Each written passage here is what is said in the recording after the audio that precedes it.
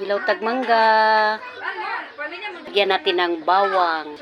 Tapos, bagoong. Sa Bisaya is uyap. Asukal. At toyo. I-mix na natin.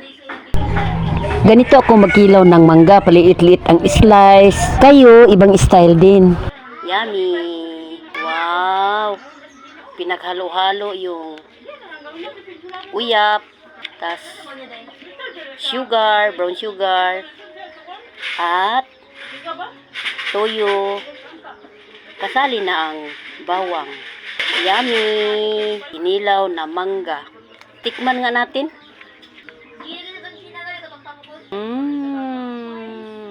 Ang sarap-sarap ng kinilaw na mangga. Wow! Thank you for watching. Bye!